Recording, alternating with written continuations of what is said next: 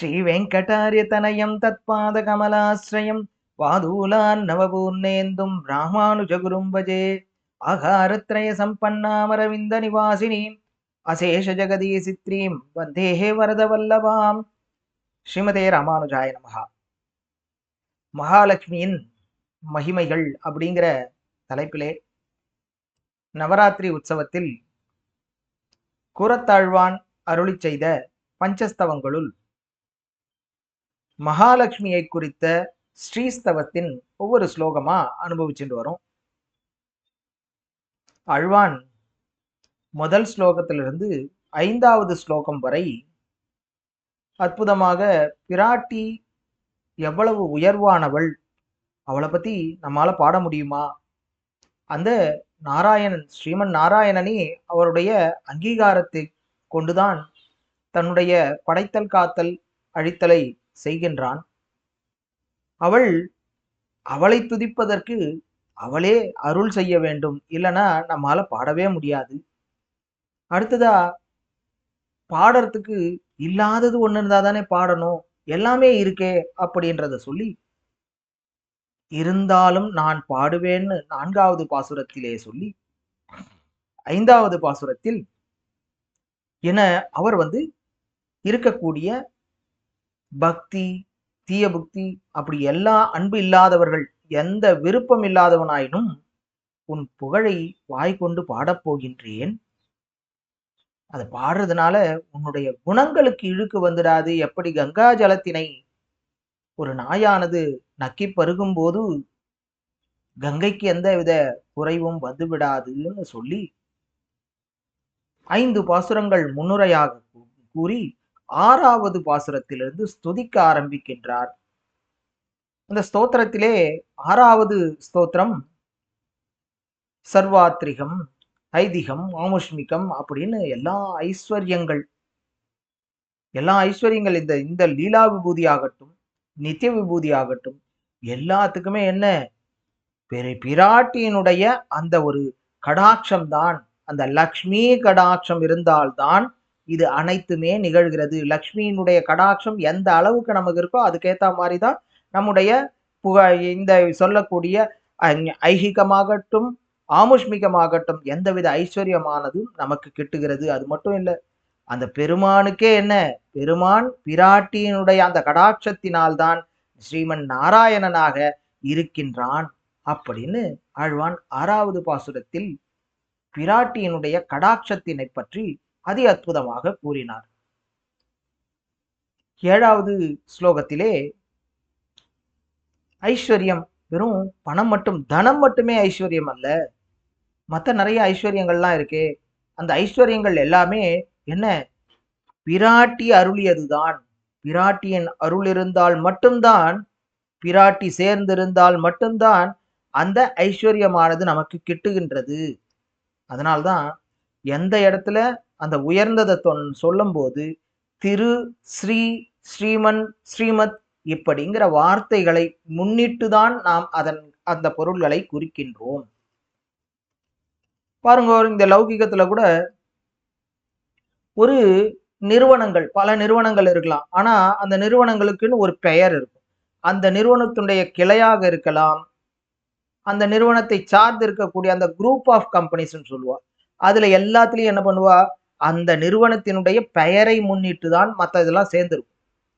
அந்த மாதிரி தான் இது புரியறதுக்காக.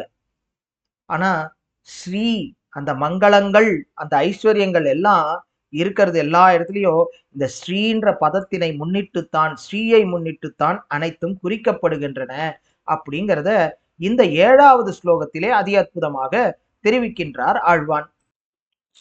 ஐஸ்வர்யம் யசசே பும்சி அப்படிங்கிற தொடங்கக்கூடிய இந்த 7வது ஸ்லோகம், இந்த ஸ்லோகத்தில் பிராட்டின்னு கூப்பிட்டு ஆழ்வான் இந்த உலகத்துல எவ்வளோ வஸ்துக்கள் இருக்கு, இந்த வஸ்துக்கள்லாம் பார்த்தோம்னா மேன்மை பொறிந்தியது, ரொம்ப உயர்ந்ததா இருக்கு, அழகானதா இருக்கு, இப்படிப்பட்டதெல்லாம் சொல்லும்போது எப்படி சொல்றா, ஆளுமை சௌந்தரியமா இருக்கு, லாவண்யமா இருக்கு, மங்கள பொருட்களா இருக்கு, இதெல்லாம் சொல்லும்போது எப்படி இருக்கான், இதெல்லாம் பிராட்டியினுடைய அந்த சம்பந்தத்தை பெற்றதனால்தான், பிராட்டியினுடைய சம்பந்தத்தை பெற்றதனால் அது மேன்மையா இருக்கு. பிராட்டியினுடைய சம்பந்தத்தை பெற்றதனால் அழகாக இருக்கின்றது. அந்த ஐஸ்வர்யம் அப்படிங்கிற அந்த ஐஸ்வர்யம்னு மேன்மை பொருந்தியதாக இருக்கிற காரணம் பிராட்டியினுடைய அந்த கடாட்சம் அப்படிங்கிறத இங்கும் குறிப்பிடுகின்றார்.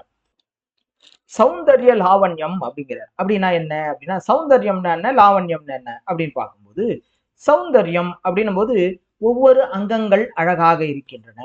ஒரு வாய் இருக்கு, அது திருவாய்ன்னு சொல்றோம். பெருமானை சொல்லும்போது அவருடைய கண்கள் தாமரை ஒத்த கண்கள், அந்த கண்கள் மட்டும் அழகா இருக்கு. எல்லா பெருமானுக்கு எல்லாம் அழகா இருக்கு. இங்க புரியணுன்றதுக்காக அந்த ஒவ்வொரு அவயவங்களும் அழகாக இருக்கின்றது அப்படின்னு சொன்னா அது வந்து சௌந்தர்யம்.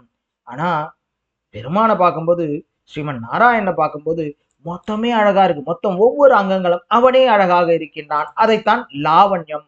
அப்போ ஒவ்வொரு அங்கங்களா சொல்லும்போது அது என்னன்னா சௌந்தர்யம். மொத்தமா எல்லாமே அழகா இருக்குன்னா அது லாவண்யம். அந்த சௌந்தர்ய லாவண்யங்கள். இன்னொன்னு சொல்லும்போது எச்சகி மங்களம். இந்த உலகத்துல நிறைய மங்களமான வஸ்துக்கள்லாம் இருக்கு. என்னென்ன மங்கள வஸ்துக்கள்னா நம்ம இல்லங்கள்ல கூட பார்க்குறோம். நிறைய மங்கள வஸ்துக்கள், வெத்திலை, பாக்கு, குங்குமம், கும்பம், இந்த மாதிரியான பொருட்கள்லாம் ஆத்துல ஆத்துல வந்து விளக்கேத்தணும்ன்றது மங்களம். இப்படி மங்களமான வஸ்துக்கள். ஆனா அந்த மங்களங்களுக்கே மங்களமாக இருக்கக்கூடியவள் யாருன்னா பிராட்டி. மங்களம் மங்களானாம் சொல்றோம். இந்த மங்களங்களுக்கு மங்களமாக இருக்கக்கூடியவள் பிராட்டி. அவளுடைய கடாட்சம் இருப்பதனால்தான் அந்த பொருட்கள் கூட மங்களமாக இருக்கின்றது அப்படின்னு ஆழ்வானிங்கு எல்லா மங்களங்களுக்கும் காரணமாக இருக்கக்கூடியவள் பிராட்டி அப்படிங்கிறார். ஒரு சில வஸ்துக்கள் பார்த்தோம்னா மங்களம்னு எல்லாம் நல்ல பொருட்கள் அப்படின்னு பார்ப்போம். என்னன்னா ஒரு நல்ல சகுனங்கள் வருது, ஆத்துல வந்து தானியங்கள் நிறைய இருந்தா அது வந்து நல்லது அப்படின்லாம் சொல்லப்படுறது. நல்ல பொருட்கள் சீர்மை, அது ஏன்னா அது பெருமை பெற்ற பொருட்களாக இருக்கின்றது. அந்த பொருட்கள்லாம் அந்த பெருமையை பெற்று ஏன் இருக்கின்றதுன்னா அது பிராட்டியினுடைய சம்பந்தம். அந்த சம்பந்தத்தால் தான் அது பெருமைப்பட்டு விளங்குகின்றது. பாருங்க, ஒரு ஆச்சாரியனுடைய திருமாளிகை அப்படிங்கிறோம், விளக்கு ஏத்தினா திருவிளக்கு அப்படிங்கிறோம், மாலை வெறும் மாலை சொல்ல திருமாலைன்றோம், மேனி திருமேனி, பெருமானுடையது திருமேனி, திருமாளிகை, திருமலை, இப்படி அந்த திருன்னு போட்டு இது பண்றோம். அதே மாதிரி பெருமான திருவரங்கத்தை குடிக்கும்போது திருவரங்கம், ஸ்ரீரங்கம், ரங்கநாதன், ஸ்ரீரங்கநாதன். அதே மாதிரி உடையவர் வந்து கொடுத்தார், பாஷ்யம் கொடுத்தார். அந்த வெறும் பாஷ்யம் நான் சொல்றோம் ஸ்ரீபாஷ்யம், அவரை ஸ்ரீபாஷ்யக்காரர். அப்புறம் ஆபரணங்கள், பெருமான் போட்டுருக்கார் திருவாபரணம், வெறும் ஆபரணம் சொல்ற திருவாபரணம் என உயர்ந்தது, அழகானது, திருப்பரியட்டம், எல்லாமே வந்து அந்த திரு ஸ்ரீ அப்படின்றது சேர்ந்திருக்கு.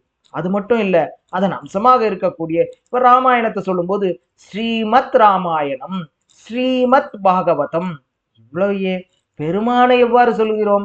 ஸ்ரீமன் நாராயணன், வெறும் நாராயணன் இல்ல, ஸ்ரீமன் நாராயணன் அப்படிங்கிறோம். ஆழ்வார் சொல்றார், எப்படி அதி அற்புதமாக குறிப்பிடுகின்றார்.